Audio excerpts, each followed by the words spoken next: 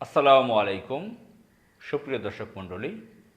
সম্প্রতি আমাদের ঢাকায় অবস্থিত ঢাকেশ্বরী মন্দিরে দুজন পুরুষকে তারা বিয়ে দিয়েছে।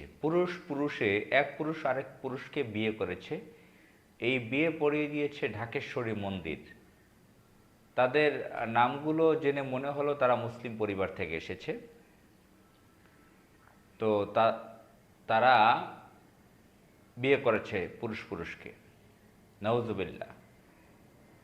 মহান আল্লাহ তাআলা গজব দিয়ে কখন যে আমাদেরকে ধ্বংস করে দেয় তা বলা যায় না। মহান আল্লাহ তাআলা বড় দয়াময়।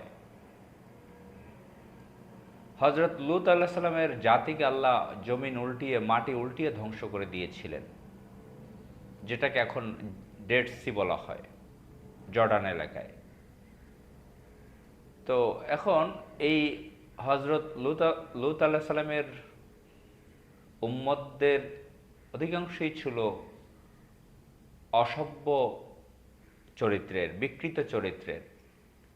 সেই চরিত্র ধারণ করেছে বর্তমান বিশ্বের বহু মানুষ, বিশেষ করে ইউরোপ আমেরিকার অনেক মানুষ। ইউরোপ আমেরিকায়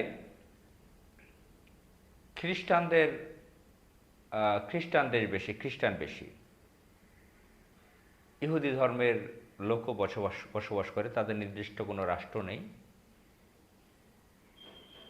এই যে খ্রিস্টান দেশ, খ্রিস্টান ধর্মে এসব তো অ্যালাউড প্রশ্নই আসে না। তাদের মত পর্যন্ত হারাম, তাদের পর্দা প্রথা আছে। তো খ্রিস্টান ধর্ম, তারা আহলে কিতাব। আমরা জানি, আমরা বিশ্বাস করি হজরত ঈসা আলাইহিস সালাম আল্লাহর একজন নবী, প্রেরিত আল্লাহর একজন বান্দা এবং প্রেরিত একজন নবী। হজরত ঈসা আলাইহিস সালাম শিশু অবস্থায় তো বলেছিলেন, আল্লাহ তাআলা তার জবান খুলে দিয়েছিলেন, ইন্নি আব্দুল্লাহি আতানিয়াল কিতাবা ওয়া জাআলানি মিনান নাবিয়্যা। আমি আল্লাহর বান্দা এবং আল্লাহর প্রেরিত একজন নবী। যখন মা হজরত মরিয়ম আলাইহিস সালামের উপরে বাজে মন্তব্য করছিলেন ওই সমাজের দুষ্ট প্রকৃতির লোকেরা, তখন শিশু ঈসা আলাইহিস সালামের জবান আল্লাহ খুলে দিয়েছিলেন। ওই সময়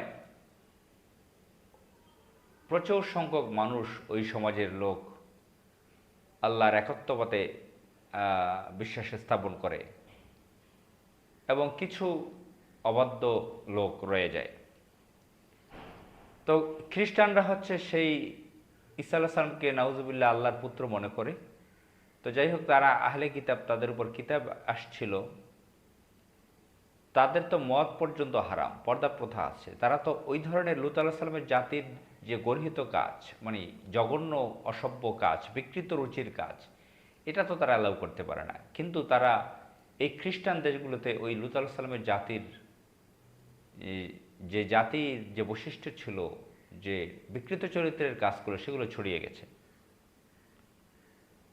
আমাদের পাশের দেশ হিন্দু ধর্ম।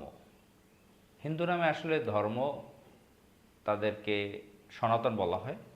তারা মূলত মুশরিক, মূর্তি পূজা করে। অনেক স্কলার বলেন যে তাদের এই যে মূর্তি পূজা তাদের ধর্মে নেই, তারপরে ধরে নিলাম তারা মূর্তি পূজা তাদের ধর্মে আছে, ধরে নিলাম। তারা তো আহলে কিতাব না। তাদের দেশেও তারা তো এখন ভারত নিজেদের একটা ধর্মীয় রাষ্ট্র বানিয়ে নিয়েছে হিন্দু ধর্মের। তো সেখানেও কিন্তু পুরুষে নারী বিয়ের বৈধতা সেখানে নেই। সেখানের মন্দিরগুলোতে এগুলো পড়ানো হয় না। আমাদের বাংলাদেশ একটি মুসলিম দেশ, রাষ্ট্রধর্ম ইসলাম, ঢাকা শহর মসজিদের শহর। এখানে অন্যান্য ধর্মের জন্য উপাসনালয় রয়েছে, খ্রিস্টানদের গির্জা রয়েছে, প্যাগোডা রয়েছে, বৌদ্ধদের, হিন্দুদের মন্দিরও অনেক আছে।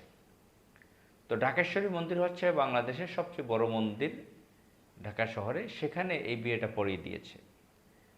একটা জঘন্য কাজ করেছে, এটার পেছনে বড় চক্রান্ত আছে বলে মনে করি। বাংলাদেশ মুসলিম রাষ্ট্রকে মুসলমান দেশকে বিতর্কিত করতে চায়, এখানের চরিত্র নষ্ট করতে চায়, মুসলমানদের অসভ্য রূপে পরিণত করতে চায় এই ভারতীয়রা।